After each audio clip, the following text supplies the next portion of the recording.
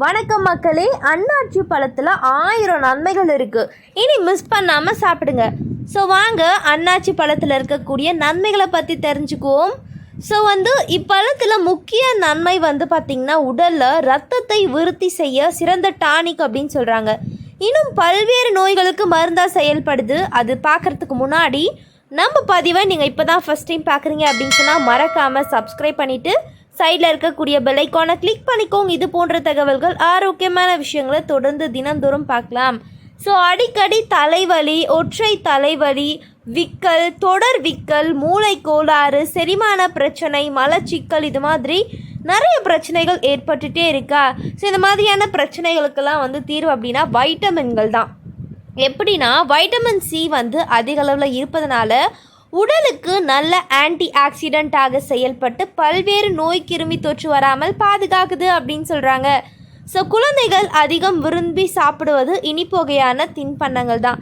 So chocolate இது மாதிரியான விஷயங்களை நம்ம சாப்பிடும்போது அதனால் வயிறு வலி, கீரை பூச்சி போன்ற வயிறு சம்பந்தப்பட்ட கோளாறுகள் அடிக்கடி ஏற்படும்.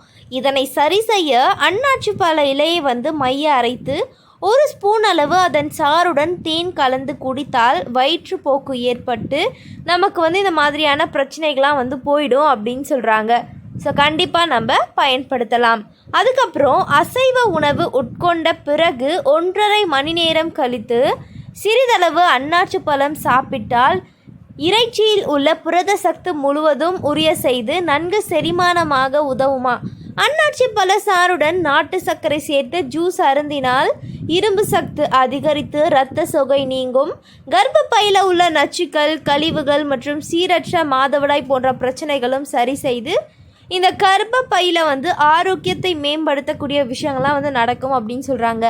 உடலில் ஏற்படக்கூடிய உடல் அசதி, சோர்வு, உட்புற காயம் மற்றும் வெளிப்புற காயம் விரைவில் குணமாகக்கூடிய ஆற்றல் இதற்கு இருக்குது. ஸோ நன்கு பழுத்த பழத்தை சிறிய சிறிய துண்டுகளாக நறுக்கி வெயில உலர்த்தி வற்றல் பதத்திற்கு போட்டு நீங்கள் சாப்பிட்டு வந்தீங்க அப்படின்னு சொன்னால் டெஃபினட்டாக அன்னாச்சி பழம் சாப்பிடும்போது நிறைய விஷயங்கள் நமக்கு நடக்கும் அப்படின்னு சொல்கிறாங்க.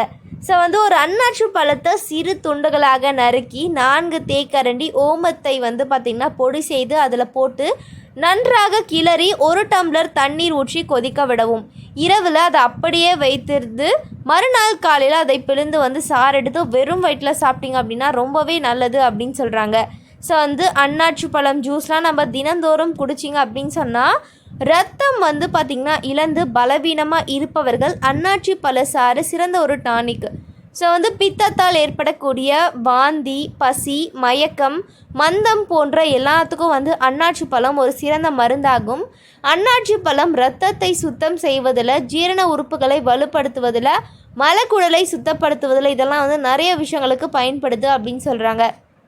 ஸோ தினமும் 1 பீஸ் அன்னாச்சியோ 1 கப் நம்ம அன்னாச்சி பழ சாரோ குடிச்சிட்டு வந்தோம் அப்படின்னா நிறைய நன்மைகள் நடக்கும்போது. ஸோ இது மாதிரியான தகவலுக்கு நம்ம சேனலை மறக்காமல் சப்ஸ்கிரைப் பண்ணிக்கோங்க மக்களே. நன்றி, வணக்கம்.